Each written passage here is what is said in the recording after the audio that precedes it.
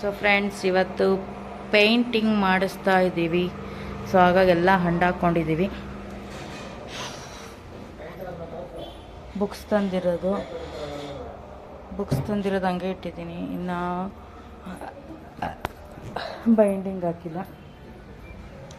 So ಮೇಲುಗಡೆ ಬನ್ನಿ, ಬಟ್ಟೆಗಳ ಸಾಮ್ರಾಜ್ಯನೇ ಆಗಿದೆ ನಮ್ಮ ಮನೇಲಿ ಇವತ್ತು. ಸೂತ್ಕ ಅಲ್ವಾ, ಇದು ಮೇನ್ ಸೂತ್ಕ. ಹಾಗಾಗಿ ಯಾವ ಬಟ್ಟೆನೂ ಬಿಡೋಂಗಿಲ್ಲ, ಎಲ್ಲ ಹಚ್ಚಬೇಕು. ಹಾಗಾಗಿ ಫುಲ್ ಸ್ವೆಟ್ಟಾಗಿ ಗಲೀಜಾಗ್ಬಿಟ್ಟಿದೆ. ನಾನು ಸಿಕ್ಕಾಬಿಟ್ಟೆ. ಸೊ ನೋಡಿ, ಬಟ್ಟೆಗಳ ಸಾಮ್ರಾಜ್ಯ. ಎಷ್ಟು ಬಟ್ಟೆಗಳಿದೆ, ಇಷ್ಟೆಲ್ಲ ಹಜ್ಜಿದ್ದೀನಿ. ಇಲ್ಲೊಂದಷ್ಟು ಹಾಕಿದ್ದೀನಿ. ಇಲ್ಲಿ ಇನ್ನೂ ಒಂದು ಬ್ಯಾಚ್ ಹಚ್ಚಬೇಕು. ಇಷ್ಟು ಬಟ್ಟೆ ಎಲ್ಲ ಒಗ್ದಾಕಿದ್ದೀನಿ. ಆ ಕಡೆದು ಓನರ್ ಮನೆದು. ಇನ್ನೂ ಇಷ್ಟು ಬಟ್ಟೆ ಆಗತ್ತಿನ್ನು. ಸೊ ಸೂತ್ಕ ತೆಗೆಯೋದು ಅಂದರೆ ಅಷ್ಟೊಂದು ಈಸಿ ಅಲ್ಲ. ಸೊ ಹಾಗಾಗಿ ಒಂದೊಂದೇ ಮಾಡ್ಕೊಳ್ಳೋಣ. ಇವತ್ತಿಂದ ಪೈಂಟ್ ಹಚ್ತಾ ಇದ್ದಾರಲ್ಲ, ಹಾಗಾಗಿ ಇವತ್ತು ಬಟ್ಟೆ ಒಗ್ದಾಕ್ಬಿಡೋಣ ಹಂಗೆ ಮೇಲ್ಗಡೆ ಅಂತ ನಾನು ಜಾಲ್ಸಾಕ್ತಾಯಿದ್ದೀನಿ. ಒಗೆಯೋದು ಅಂದರೆ ಏನೋ ಸೋಪ್ ಹಾಕಿ ಸೊಪ್ಪಿನ ಪುಡಿ ಹಾಕಿ ಒಗೆಯೋದು ಅಂತಲ್ಲ. ಆಲ್ರೆಡಿ ಇದೆಲ್ಲ ಒಗ್ದು ಫೋಲ್ಡ್ ಮಾಡಿ ವಾರ್ಡ್ರೋಬಲ್ಲಿ ಮತ್ತು ಬೀರೂರೆಲ್ಲ ಇಟ್ಟಿರ್ತೀವಲ್ಲ, ಅದೇ ಬಟ್ಟೆಗಳು ಎಲ್ಲ ಸೂತ್ಕಾಗಿರುತ್ತೆ. ಎಲ್ಲ ಮುಟ್ಟಿಸ್ಕೊಂಡಿರ್ತೀವಿ ಅಂದ್ಬಿಟ್ಟು ಸುಣ್ಣ ಬಣ್ಣ ಹೊಡಿತಾ ಇದ್ದಾರಲ್ಲ ಇವತ್ತಿಂದ ಸ್ಟಾರ್ಟ್ ಕ್ಲೀನಿಂಗ್ ಮಾಡ್ಕೋಬೇಕು. ಸೊ ಹಾಗಾಗಿ ಅವ್ರು ಸುಣ್ಣ ಹೊಡೆಯೋಕ್ಕೆ ಸ್ಟಾರ್ಟ್ ಮಾಡಿದ್ದಕ್ಕೆ ಇವತ್ತು ಒಗ್ದಿರೋ ಬಟ್ಟೆಗಳನ್ನೇ ನೀರು ಗಜ್ಜಿ ಈಗ ಹಾಕೋಬೇಕು. ಆವಾಗ ಸೂತ್ಕ ಕಳೀತು ಅಂತ ಅರ್ಥ. ಸೊ ಎಲ್ಲ ಪ್ರತಿಯೊಂದು ಖರ್ಚುಗೂ ಕೂಡ ನಾವು ವಾಶ್ ಮಾಡಲೇಬೇಕು, ಮಿಸ್ ಮಾಡೋಂಗೇ ಇಲ್ಲ. ಸೊ ಹಾಗಾಗಿ ಎಷ್ಟೆಷ್ಟಾಗುತ್ತೆ ಮಾಡೋಣ. ಇವತ್ತೇನೋ ನಮ್ಮ ಪುಣ್ಯಕ್ಕೆ ಬಿಸಿಲು ಬೇರೆ ಇದೆ ಚೆನ್ನಾಗೆ. ಹಾಗಾಗಿ ಬೇಗ ಬಂದು ಎಲ್ಲ ಅಜ್ಜಾಕ್ಬಿಟ್ಟೆ. ಬಟ್ ಬರೀ ನೀರಲ್ಲಿ ಅಜ್ಜಾದಾದ್ರೂ ಎಷ್ಟು ಟೈಮ್ ಹಿಡಿಯುತ್ತೆ ಮತ್ತು ಎಷ್ಟು ರಿಸ್ಕ್ ಆಗುತ್ತೆ ಅಂದರೆ ಯಪ್ಪ, ಮಾಡೋರಿಗೆ ಗೊತ್ತು. ಇದು ಮೇನ್ ಸೂತ್ಕ. ಹೆಣ್ಮಕ್ಳು ದೊಡ್ಡವರಾದಾಗ ಮಾಡಲೇಬೇಕು. ಫುಲ್ಲು ಚೊಕ್ಕವಾಗಿ ನೀಟಾಗಿ ಎಲ್ಲ ಮಾಡಿ ಆನಂತರ ಅಡುಗೆ ಮನೆ ಎಲ್ಲ ಏನು ನಿಧಾನಕ್ಕೆ ಮಾಡ್ಕೊಳ್ಬೋದು. ನಿಧಾನಕ್ಕೆ ಅಂದರೆ ಒಂದೊಂದು ದಿವಸ ರೆಸ್ಟ್ ಮಾಡಿ ಮಾಡ್ತೀನಿ. ಯಾಕಂದರೆ ಬಟ್ಟೆ ಮೇಯ್ನಾಗಿ ಬಿಸಿಲು ಯಾವಾಗಿರುತ್ತೆ ಆವಾಗ ಮಾಡ್ಕೊಂಬಿಟ್ರೆ ಸರಿ. ಹಾಗಾಗಿ ಬಿಸಿಲಿದೆ ಅಂತ ಹಾಕಿದೆ. ಹಾಗೆ ಒಂದಷ್ಟು ಧನಿಯಾ ಮೆಣಸಿಕಾಯಿ ಎಲ್ಲ ಇತ್ತು. ಇವತ್ತು ಬಿಸಿಲು ಚೆನ್ನಾಗಿತ್ತಲ್ಲ, ಹಾಗಾಗಿ ಇಟ್ಟಿದ್ದೀನಿ. ಸೊ ಇದನ್ನು ಹೆಂಗಿದ್ರೆ ಸೂತ್ಕ ಎಲ್ಲ ತೆಕ್ಕೊಳ್ತೀನಲ್ಲ, ನೀಟಾಗಿ ಎಲ್ಲನೂ ಹುರಿದ್ಬಿಟ್ಟು ಇದನ್ನು ಪುಡಿ ಮಾಡಿಸ್ಕೊಂಬಿಟ್ರೆ ಖಾರದ ಪುಡಿ ಇನ್ನೊಂದಷ್ಟು ಆಗುತ್ತೆ. ಮೊನ್ನೆ ತಾನೇ ರೀಸೆಂಟಾಗಿ ಮಾಡಿಸ್ದೆ ಖಾರದ ಪುಡಿ. ಬಟ್ ಅಂದ್ರೂ ಈ ಒಣಮೆಣ್ಸಿಕಾಯಿ ಎಲ್ಲ ಕಡಿಮೆ ಇತ್ತು ರೇಟ್ ಬೇಸಿಗೆ ಅಂದ್ಬಿಟ್ಟು, ಹಾಗಾಗಿ ಎಲ್ಲ ಎಕ್ಸ್ಟ್ರಾ ಐಟಮ್ಸ್ ತರಿಸಿ ಇಟ್ಕೊಂಡಿದ್ದೆ. ಸೊ ಹೆಂಗಿದ್ರೆ ಬಿಸಿಲು ಇದೆ ಮತ್ತು ಇವಾಗ ಸೂತ್ಕ ಎಲ್ಲ ಮುಗಿಯುತ್ತಲ್ಲ, ಕ್ಲೀನ್ ಮಾಡಿ ಎಲ್ಲ ಸ್ಟೋರ್ ಮಾಡಿ ಇಟ್ಕೊಬಿಟ್ರೆ ನನಗೆ ವಾಪಸ್ಸು ಶ್ರಾವಣ ಶನಿವಾರ, ಕಾರ್ತಿಕ್ ಮಾಸ ಇದಕ್ಕೆಲ್ಲ ದೇವ್ರ ಪೂಜೆಗಳಿಗೆ ಬೇಕಾಗುತ್ತೆ.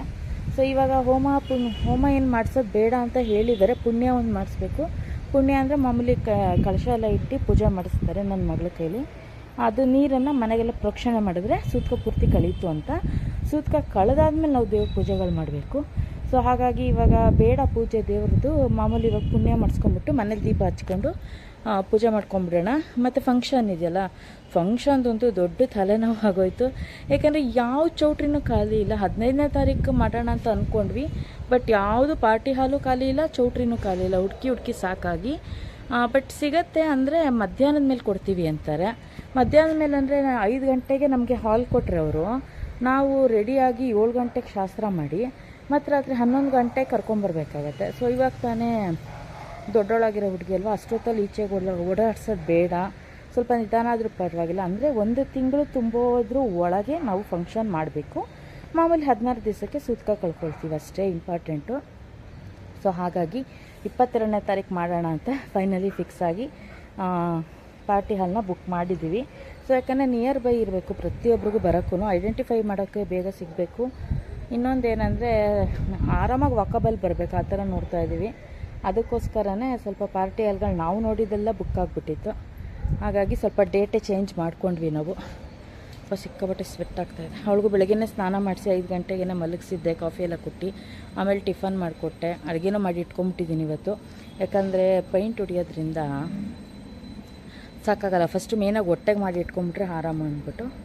ಸೊ ಇಷ್ಟು ಪ್ರೋಗ್ರಾಮ್ ನಡೆಸ್ತಾ ಇದ್ದೀವಿ. ಸೊ ಯಾರೆಲ್ಲ ವ್ಲಾಗ್ ನೋಡ್ತಾ ಇದ್ದೀರಾ, ನನ್ನ ಚಾನಲ್ನ ಸಬ್ಸ್ಕ್ರೈಬ್ ಮಾಡ್ಕೊಳ್ಳಿ, ಸಪೋರ್ಟ್ ಮಾಡಿ ಅಂತ ಕೇಳ್ಕೊಳ್ತೀನಿ. ಸೊ ಇಂಟ್ರೊಡಕ್ಷನ್ನೇ ಕೊಡಲಿಲ್ಲ, ಬರೀ ನನ್ನ ಕತೆ ಪುರಾಣನೇ ಆಗೋಯ್ತು. ಏನು ಮಾಡ್ತಾಯಿದ್ರಿ? ಪುಣ್ಯಕ್ಕೆ ಇವತ್ತು ಬಿಸಿಲಿದೆ, ಸೂಪರಾಗಿದೆ ಬಿಸಿಲು ಮಾತ್ರ. ಒಂದಷ್ಟು ಬಿಸಿಲು ಶಾಖ ಬಿದ್ರೇ ಸಾಕು ಬಟ್ಟೆಗಳಿಗೆ. ಮೇಯ್ನಾಗಿ ಏನು ಅರ್ಜೆಂಟೇನಿಲ್ಲ, 1-2 ದಿವಸ ಉಣ್ಕೊಳ್ಳೋದು ಇಲ್ಲೇ ಬಿಟ್ಟಿರ್ತೀನಿ ಆರಾಮಾಗೆ. ಇನ್ನೊಂದಷ್ಟು ಬಟ್ಟೆ ಒಗಿಬೇಕು. ಸೊ ಯಾವುದಕ್ಕೂ ಕ್ಲಿಪ್ ಹಾಕೋಕ್ಕಾಗಲ್ಲ. ಹಾಗಾಗಿ ಎಷ್ಟು ಬಟ್ಟೆಗೆ ಅಂತ ಕ್ಲಿಪ್ ಹಾಕೋದು, ಬಟ್ಟೆ ಕ್ಲಿಪ್ಪು ಅದಕ್ಕೆ ಎಲ್ಲನೂ ಹಿಂಗೆ ಹರಡಾಕಿ ಬಿಟ್ಬಿಟ್ಟಿದ್ದೀನಿ. ಆಮೇಲೆ ಜಾಗನೂ ಸಾಕಾಗಲ್ಲ ಅಷ್ಟು ಬಟ್ಟೆ ಒಣಗಾಕೋಕ್ಕೆ. ಎಷ್ಟು ತಂತಿ ಇದ್ರೂ ಸಾಲಲ್ಲ. ಅದಕ್ಕೆ ಕಾಂಪೌಂಡ್ ಮೇಲೆ ಹಾಕ್ಬಿಟ್ರೆ ಬೆಟರು. ನೀಟಾಗಿ 2 ದಿವಸದವರೆಗೂ ಒಣಕೊಳ್ಳುತ್ತೆ. ಪುಣ್ಯಕ್ಕೆ 2 ದಿವಸ ಮಳೆ ಬರ್ದಿದ್ರೆ ಸಾಕು ಅಷ್ಟೇ. ಸೊ ಬನ್ನಿ ನಾನು ವ್ಲಾಗ್ ಕಂಟಿನ್ಯೂ ಮಾಡೋಣ. ಪೇಂಟಿಂಗ್ ಎಷ್ಟೊತ್ತು ಮುಗಿಯುತ್ತೋ ಗೊತ್ತಿಲ್ಲ, ನೋಡಬೇಕು. ಹೆಚ್ಚು ಕಡಿಮೆ ಪೇಂಟಿಂಗ್ ಮಾಡಿಸಿದ್ರೆ ನಾವು ಒಂದು 5 ದಿವಸನಾದರೂ ಬೇಕು. ಫುಲ್ಲು ನಾರ್ಮಲ್ ಸ್ಟೇಜಿಗೆ ಮನೆ ಬರಬೇಕು ಅಂದರೆ 5 ದಿವಸ ಬೇಕು. ಯಾಕಂದರೆ ಅಲ್ಲಿ ಇಲ್ಲಿ ಚೆಲ್ಲಾಪಿಲ್ಲಿ ಎಲ್ಲ ಆಗಿರುತ್ತೆ. ಹಾಗಾಗಿ ಒಂಚೂರು ಬಿಸಿಲಿಗೆ ಕೂತ್ಕೊಳ್ಳೋಣ. ನೈಟಿ ಎಲ್ಲ ನೀರಿಗೆ ಒದ್ದೆ ಆಗಿಬಿಟ್ಟಿದೆ. ನನ್ನ ಮಗ ಬಂದ. ಆರದು ಬಂದಿದ್ದ? ಏಂತಿಗೆ ಬಂದಿದ್ದ? ಮನೇಲೇ ಇರೋದು ಬಿಟ್ಟು ಬಿಸಿಲು. ಹ್ಞೂ ಹೌದಾ, ಆಯ್ತಮ್ಮ. ಇಲ್ಲೊಂದು ಬಟ್ಟೆ ಇವನು ನೀರು ಬಿಡ್ತೀನಿ, ಅದರೊಳಗೆಲ್ಲ ಬಟ್ಟೆ ಹಾಕಿ ಮಡಗ್ತಾನೆ. ಅದು ಎತ್ತಿ ಎತ್ತಿ ಎತ್ತಿ ಒಣಗಾಕೋದು. ಒಟ್ಟಿನಲ್ಲಿ ಮೇಯ್ನಾಗಿ ನೀರು ಪೂರ್ತಿ ಜೀರಬೇಕು ಬಟ್ಟೆಗಳ, ಅಷ್ಟೇ ಇಂಪಾರ್ಟೆಂಟು. ಒಗೆಯೋದೆಲ್ಲ ಏನಿಲ್ಲ, ಒಗ್ದಿರೋದೆ ಅಲ್ವಾ. ಹಾಗಾಗಿ ಬರೀ ಅಜ್ಜಾಕಕ್ಕೆ ಅಷ್ಟು ಟಯರ್ಡ್ ಆಗುತ್ತೆ. ನನ್ನ ಮಗಳು ಪಾಪ ಈಚೆ ಬರೋಂಗಿಲ್ಲ, ಹಾಗಾಗಿ ರೂಮಲ್ಲೇ ಇದ್ದಾಳೆ. ಹೊಸ್ಲು ದಾಟ್ಸಲ್ಲ 14ನೇ ತಾರೀಕು ಅಥವಾ 16ನೇ ತಾರೀಕು ಅಂತೀನಿ, 16 ದಿವಸದವರೆಗೂ. ಆಮೇಲೆ ಅಂದರೆ ಏನಾದ್ರು ಪರ್ಪಸ್ಲಿ ಇದ್ದರೆ ಹಾಕಬೇಕು. ನೆನ್ನೆ ಹೋಗಿ ಸ್ಕೂಲಲ್ಲಿ ಬುಕ್ಸ್ ಎಲ್ಲ ತಂದೆ ಹೇಳಿ ಬಂದಿದ್ದೀನಿ 20ನೇ ತಾರೀಕುವರೆಗೂ ಕಳಿಸಲ್ಲ ಅಂತ. ಸೊ ಇವಾಗ ಫಂಕ್ಷನ್ 22ಗೆ ಇಟ್ಕೊಂಡಿದ್ದೀನಿ. ಇನ್ನೇನು ಮಾಡೋದು, 22ನೇ ತಾರೀಕು ಫಂಕ್ಷನ್ ಸಂಡೇ ಮುಗಿಸಿ ಆಮೇಲೆ ಕಳಿಸ್ತೀನಿ. ಅಯ್ಯಪ್ಪ, 1 ತಿಂಗಳು ಹಿಂದೆ ಆದರೂ ಆಗಿದ್ದರೆ ಆರಾಮಿರ್ತಿತ್ತು ನನಗೆ ಬಾಣಂತನ ಮಾಡೋಕ್ಕೆ, ಮತ್ತು ನನಗೂ ಇದೆಲ್ಲ ಕೆಲಸ ಮುಗಿಸಿ ರೆಸ್ಟ್ ಮಾಡೋಕ್ಕೆ. ಇವಾಗ ಹೆಂಗಾಗತ್ತಾರೆ, ನಾನು ಇದೆಲ್ಲ ಮಾಡಿ ಮತ್ತು ಅವಳನ್ನ ಸ್ಕೂಲಿಂದ ಕರ್ಕೊಂಬರ್ಬೇಕು, ಕರ್ಕೊಂಡೋಗಿ ಬಿಡಬೇಕು, ಮತ್ತು ಲಂಚ್ ಟೈಮ್ಗೆ ಬಾಕ್ಸ್ ತೊಗೊಂಡೋಗಿ ಕೊಡಬೇಕು. ಬಿಸಿ ಬಿಸಿ ಆರೋಗ್ಬಿಟ್ರೆ ತಿನ್ನೋಕ್ಕಾಗಲ್ಲ. ಅಟ್ಲೀಸ್ಟ್ ಒಂದು 3 ತಿಂಗಳಾದರೂ ಕ್ಲೀನಾಗಿ ಬಾಣಂತನ ಮಾಡಿದ್ರೆ, ಅಂದರೆ ಬಿಸಿ ಬಿಸಿ ಊಟನೇ ಕೊಟ್ಟರೆ ಒಳ್ಳೆಯದು.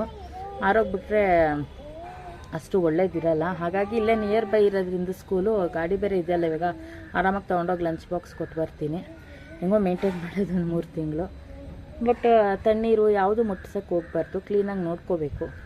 ಮೇಯ್ನಾಗಿ ಊಟ, ಆಮೇಲೆ ಸ್ನಾನ ತುಂಬ ಇಂಪಾರ್ಟೆಂಟು. ಚೆನ್ನಾಗಿ ನೀರು ಹಾಕಬೇಕು, ಅದೂ ತುಂಬಾ ಒಳ್ಳೆಯದು. ಮತ್ತು ಊಟಕ್ಕೆಲ್ಲ ಮಾಡ್ಕೋಬೇಕು. ಈ ಕಡೆ ಬರೀನಾ, ಇದೆಲ್ಲ ಸುತ್ತಕೆ ಎಲ್ಲ ಕಳೀಲಿ. ಆಮೇಲೆ ಇದು ಮೆಂತ್ಯದಿಟ್ಟು ಅಂತ ಕೊಡ್ತೀವಿ ನಮ್ಮ ಕಡೆ. ಸೊ ಮೆಂತ್ಯದಿಟ್ಟೆಲ್ಲ ಮಾಡಿಸ್ಬೇಕು. ಅದೆಲ್ಲ ಮಾಡಿಸಿ ಅದೆಲ್ಲ ಕೊಟ್ರೇ ಒಳ್ಳೆಯದು. ಮೇಯ್ನು ನಾನ್ ವೆಜ್ ಕೊಡೋಲ್ಲ, ಅಂದರೆ ಇವಾಗ ಕೊಡೋಲ್ಲ. ಸುತ್ತಕೆ ಎಲ್ಲ ಕಳೀಲಿ ಮತ್ತು ಪುಣ್ಯ ಎಲ್ಲ ಮಾಡಿಸ್ಬಿಡೋಣ, ಆಮೇಲೆ ನಾನ್ ವೆಜ್ ಕೊಡೋಣ ಅಂತ ಪ್ಲ್ಯಾನ್ ಮಾಡಿದ್ದೀವಿ. ಇವಾಗ ಮತ್ತೆಲ್ಲನೂ ಮಾಡಿಕೊಂಡ್ರೆ ಮತ್ತೆಲ್ಲ ಕ್ಲೀನ್ ಮಾಡೋಕ್ಕಾಗಲ್ಲ ನಾವು. ದೇವ್ರ ದೀಪ ಅಂಟಿಸಿ ಫಂಕ್ಷನ್ ಎಲ್ಲ ಮುಗಿಸೋವರೆಗೂ ನಾನ್ ವೆಜ್ ಕೊಡೋಲ್ಲ. ಸೊ ಹಾಗಾಗಿ ನಾನ್ ವೆಜ್ ಸ್ಟಾಪ್ ಮಾಡಿದ್ದೀನಿ. ಅದಾದಮೇಲೆ ನಾನ್ ವೆಜ್ ಕೊಡ್ತೀನಿ. ನಾನ್ ವೆಜ್ ಅಂದ್ರೂ ಮಾಮೂಲಿ ಕಾಲು ಸೊಪ್ಪು, ತಲೆಮಾಂಸ ತಿನ್ನೋರಾದರೆ ತಿಂತಾರೆ. ಇವಳು ತಲೆಮಾಂಸ ತಿನ್ನೋ ಡೌಟು. ಕಾಲು ಸೊಪ್ಪು ಕುಡಿತಾಳೆ, ಕಾಲು ತಿಂತಾಳೆ. ಅದು ಬಿಟ್ಟರೆ ಮಾಮೂಲಿ ನಾಟಿ ಕೋಳಿ ಕೊಡಬೇಕು. ಬಾಯ್ಲರ್ ಕೋಳಿ ಮತ್ತು ಎಂತ ಅದು ಇನ್ನೊಂದು ಹೇಳ್ತಾರಲ್ಲ, ಫಾರಮ್ ಕೋಳಿ ನಾವು ತಿನ್ನಲ್ಲ. ಬಾಯ್ಲರ್ ಕೋಳಿ ಕೊಡೋಂಗಿಲ್ಲ. ಹಾಗಾಗಿ ಹೂವು ಬೇಕಮ್ಮ, ಹೋಗಿ ಎತ್ಕೊಮ್ಮ, ಎತ್ಕೊ ಹೋಗು ಕಂದ.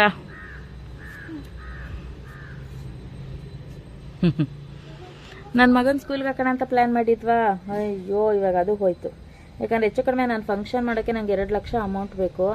ಇವಾಗ ಫಂಕ್ಷನ್ ಮಾಡಿದ್ರೆ ಇವನು ಸ್ಕೂಲ್ಗೆ ಹಾಕೋದು ಕಷ್ಟ ಆಗುತ್ತೆ. ಸೊ ನಮ್ಮ ಮನೆಯವ್ರು ಹೇಳ್ತಾ ಇದ್ದಾರೆ, ಏನು ಹಾಕೋದು ಪ್ಲೇ ಹೋಮಕ್ಕೆ ತಾನೇ ಬಿಡೋ, 2 ತಿಂಗಳು ಲೇಟಾಗಿ ಹಾಕಿದ್ರೆ ನಡೆಯುತ್ತೆ ಅಂದಿದ್ದಾರೆ. ನೋಡೋಣ ಸೇರಿಸ್ತೀನೋ ಇಲ್ವೋ, ಇನ್ನು ಪೆಂಡಿಂಗಲ್ಲಿದೆ. ಯಾಕಂದರೆ ನಂಗೆ ತುಂಬಾ ಟಯರ್ಡ್ ಆಗುತ್ತೆ. ಇವಾಗ ಪೂರ್ತಿ ಅವಳನ್ನ ನೋಡ್ಕೋಬೇಕು ಮತ್ತು ಮನೆ ಕೆಲಸ ಪೂರ ಮಾಡಬೇಕು. ಇನ್ನು ಅವಳ ಕೈಲಿ ನಾವು ಏನು ಮಾಡಿಸಲ್ಲ. ಒಂದು 5-6 ತಿಂಗಳವರೆಗೂ ಏನು ಕೆಲಸನೂ ಮಾಡಿಸಲ್ಲ. ಬರೀ ಊಟ ತಿನ್ನೋದು, ಊಟ ತಿಂದಿದ್ದು ತಟ್ಟೆನೂ ಕೂಡ ಎತ್ಸಲ್ಲ ನಾವು. ಅಷ್ಟು ಇದಾಗಿ ನೋಡ್ಕೊಳ್ತೀವಿ ಕಟ್ನಿಟ್ಟಾಗೆ. ಹಾಗಾಗಿ ನನಗೆ ಅವಳು ಕೆಲಸ ಮಾಡೋದೇ ಆಗಿಬಿಡುತ್ತೆ ಮನೆ ಕೆಲಸದ ಜೊತೆಲಿ. ಮತ್ತು ಇವನನ್ನು ಸ್ಕೂಲಿಗೆ ಸೇರಿಸಿದ್ರೆ ಏನಾಗುತ್ತೆ, ಇವನು ಪಿಕಪ್ ಮಾಡಿ ಡ್ರಾಪ್ ಮಾಡಿ ಮತ್ತು ಇವನು ಹೋಮ್ವರ್ಕ್ ಎಲ್ಲ ಕಂಪ್ಲೀಟ್ ಮಾಡಿಸ್ಬೇಕು. ಇವಾಗ ಮೇಯ್ನಾಗಿ ಇವಳಿಗೇನೆ, ಇವಳು ಕ್ಲಾಸ್ಮೇಟ್ಸ್ ಎಲ್ಲ ನೆನೆ ಬಂದಿದ್ರು ಪೇರೆಂಟ್ಸ್, ಅವ್ರಿಗೆ ಹೇಳಿದ್ದೀನಿ ಎಲ್ಲ ಕ್ಲಾಸ್ ವರ್ಕ್ ಎಲ್ಲ ವಾಟ್ಸಪ್ಪಲ್ಲಿ ಕಳಿಸಿ ಮನೇಲಿ ಬರ್ಸಿಸ್ತೀನಿ ಅಂತ. ಇನ್ನು ಇವಳನ್ನ ಪಿಕಪ್ ಮಾಡಬೇಕು, ಹೋಮ್ವರ್ಕ್ ಬರ್ಸಿ, ಕ್ಲಾಸ್ ವರ್ಕ್ಸ್ ಎಲ್ಲ ಬರ್ಸಿ. ಅದಕ್ಕೆ ಇವನು ಸ್ಕೂಲ್ನ ಈ ವರ್ಷ ಬೇಡ, ಪೆಂಡಿಂಗಲ್ಲಿ ಇಡೋಣ ಅಂತಿದ್ದೀನಿ. ನೋಡೋಣ ಏನಾಗುತ್ತೆ ಅಂತ. ಏನದು ಕಚ ಕಚ ಕಚ ಕಚ? ಏನು ಬೇಡ, ಸುಮ್ಮನಿರಲ್ಲಿ, ನೀರು ಹಾಕ್ಬೇಡ. ಅಲ್ಲಿ ಮಳೆ ಬಂದಿದೆ, ಚೆನ್ನಾಗಿ ಕುಡ್ದಿದೆ ಅದು ನೀರು. ನೀ ಸುಮ್ಮನಿರು, ಏನೋ ಮಾಡಬೇಡ. ಬಾಯ್ಲಿ ಅದು ಟಬ್ಗೆಲ್ಲ ಬಟ್ಟೆ ಹಾಕು ಬಾಯ್ಲಿ ನಿಂದು. ಅಜ್ಜಣ್ಣ ಈ ಬಟ್ಟೆ ಎಲ್ಲ ಟಬ್ಗೆ ಹಾಕು ಬಾಯ್ಲಿ, ಬೇಡದಾರವೆಲ್ಲ ಬಿಸಾಕ್ಬಿಡೋಣ ಬಾ. ನನ್ನ ಹಾಕೋ ನೀನು. ಇವ್ನು ಹೇಳಿದ ಬಟ್ಟೆ ಕೊಡೋಕ್ಕಾಗತ್ತ ನಾನು ಬಟ್ಟೆ ಜಲ್ಸಕ್ಕೆ? ಇದು ಇವ್ನಿಗೆ ಇಷ್ಟವಾಗಿರೋ ಫೇವ್ರೇಟ್ ಆಗಿರೋ ಬಟ್ಟೆ ಮಾತ್ರ ಕೊಡ್ಬೇಕು ಇವ್ನಿಗೆ.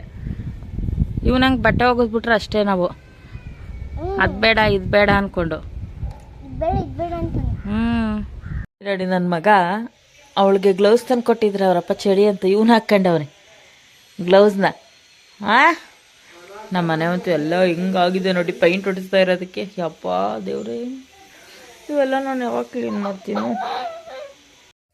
ಒಂದೇ ದಿವಸದಲ್ಲಿ ಪೈಂಟ್ ಹೊಡೆದ್ಬಿಡ್ತೀವಿ ಅಂದರು, ಆದರೆ ಅಷ್ಟು ಈಸಿಯಾಗಿ ಮಾಡೋಕ್ಕಾಗಲ್ಲ. ಅದು 2 ದಿವಸ ಟೈಮ್ ತೊಗೊಳುತ್ತೆ. ಸೊ ಇನ್ನು ಆಯಿಲ್ ಪೇಂಟ್ ಎಲ್ಲ ಹೊಡಿಸ್ತೀನಿ ಅಂದಿದ್ದಾರೆ ನಮ್ಮ ಮನೆಯವರು, ಡೋರ್ಗೆ ವಿಂಡೋಸ್ಗೆಲ್ಲ. ಸೊ ಅದೆಲ್ಲ ಡ್ರೈ ಆಗಬೇಕಂದ್ರೆ ತುಂಬ ಟೈಮ್ ತೊಗೊಳುತ್ತೆ. ಸೊ ಸದ್ಯಕ್ಕೆ ಇಷ್ಟು ಪ್ರೊಸೆಸಿಂಗ್ ನಡೀತಾ ಇದೆ. ಮೇಯ್ನಾಗಿ ಮನೆ ಕ್ಲೀನ್ ಮಾಡಬೇಕು.